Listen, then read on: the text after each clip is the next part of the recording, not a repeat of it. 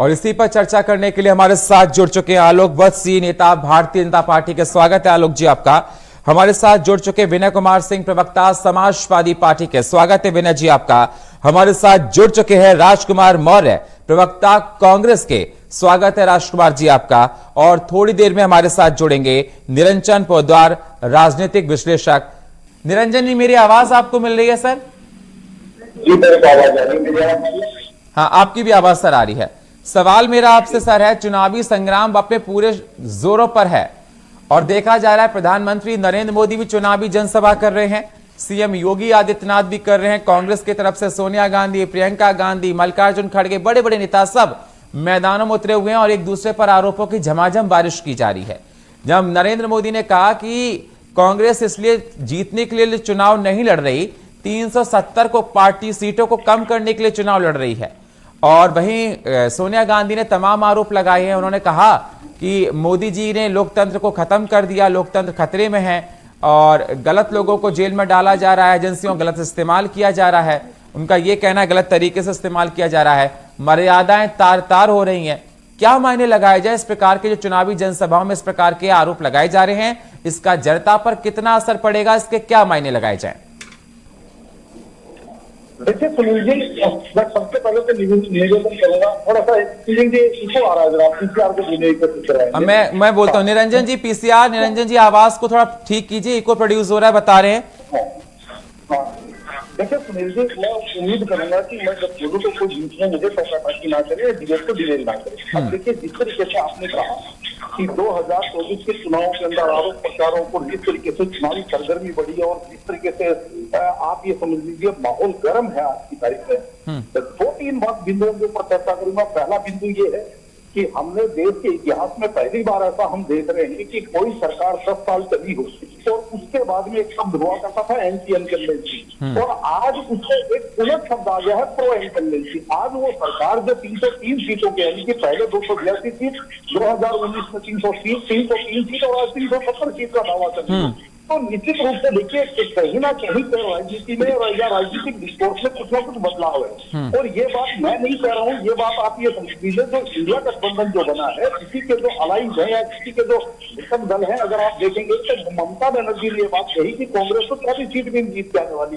ये मेरे शब्द नहीं है, ये ममता बनर्जी जी के शब्द है। और मेरे हिसाब से ममता बनर्जी जी जो है वो इंडिया गठबंधन की घोषित अलाइंस है, पहली बात। दूसरी बात देखिए, जितने भी हम देश के अंदर सर्वेज है या जनता का जो मूड नजर आ रहा है, कहीं ना कहीं ऐसा लग रहा है कि जैसे 22 जनवरी को ही परिणाम आ चुका था, केवल 4 जून को उसकी गिनती होना बाकी है। दूसरी बात, जिस तरीके से अभी आपने कहा कि सोनिया गांधी जी कह रहे हैं कि लोकतंत्र खतरे में है और ये है वो है, देखिए ऐसा है, इस चीज के अंदर जनता सब जानती है। अभी जो समाजवादी पार्टी के विद्वान प्रवक्ता कह रहे थे कि ये जनता सब जानती है, नहीं, इनकी इस बात से 100% सहमत हूं, क्योंकि जनता साइलेंस के साथ सारी बातें सुनती है, सभी को सुनती है और अपना जजमेंट करती है, और ये पब्लिक है, ये सब जानती है निश्चित रूप से।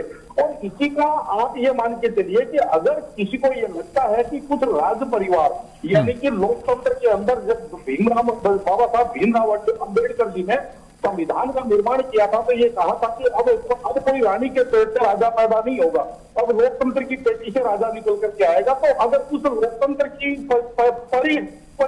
परिभाषा को बदल करके अगर कुछ परिवारों के, जिसको कहते हैं राजनीतिक खानदान या राजनीतिक परिवारों के अगर बच्चे आज उनकी राजनीति खतरे में है, अगर वो लोकतंत्र है, अगर उसी का परिभाषा अगर लोकतंत्र खतरे में है, तो निश्चित रूप से लोकतंत्र खतरे में है, मैं मानता हूँ। और रही बात जिस तरीके से जनता की है, तो जनता तो देखिए अपना मत देती है और जनता के मत से ही इस देश के अंदर सरकारें बनती है, चाहे वो राज्यों के अंदर हो चाहे केंद्र के हो।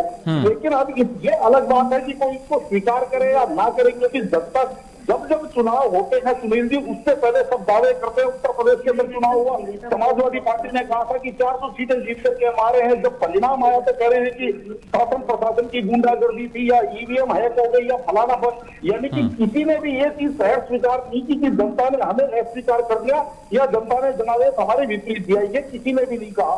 तो अगर इसी को आप ये मानते हैं कि लोकतंत्र खतरे में है, तो हो सकता है लोकतंत्र खतरे में है। और दूसरी बात, जिस तरीके से कह रहे हैं कि आज देश आज सबको दिखाई दे रहा है कि देश का ढांचा जो है पूरे विश्व के अंदर बज रहा है, और 11वीं अर्थव्यवस्था से अगर 5वीं अर्थव्यवस्था के ऊपर देश की इकोनॉमी आ जाती है और उसके बाद में कहते हैं कि सरकार गलत है, तो इस देश की जनता को ये गलत सरकार भी मंजूर है। अगर जिस तरीके से हर साल पूरे देश के अंदर आप ये समझ लीजिए टियर 1 और टियर 2 के शहरों के अंदर 32 से 35 बम धमाके हर साल हुआ करते थे, और पिछले 10 वर्षों के अंदर अगर 2 धमाके भी नहीं हुए और जनता को, और अगर विपक्ष कहता है कि ये सरकार कमजोर है, डरा हुआ प्रधानमंत्री है, तो निश्चित रूप से इस देश को ऐसा डरा हुआ प्रधानमंत्री चाहिए।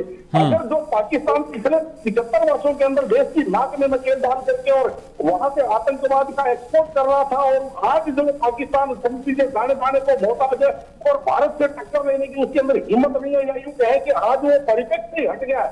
आज जो हमारी प्रतिस्पर्धा है वो आप ये समझ लीजिए विकसित देशों के साथ है। उसके बाद में भी अगर ये कहा जाता है कि इस देश का प्रधानमंत्री को सरकार चलानी नहीं आती, हमें ऐसा अनाड़ी प्रधानमंत्री इस देश को चाहिए। और देखिए सुनील जी, और बहुत सारी बातें हैं जो अभी अगर उसके अंदर अगर हम जाएंगे तो निश्चित रूप से बहुत लोगों को बिल्कुल पब्लिक सब जानती है, पब्लिक सब जानती है कि ग्राउंड पर उनको पहले क्या परेशानियां होती थी, क्या काम हुआ कि नहीं हुआ।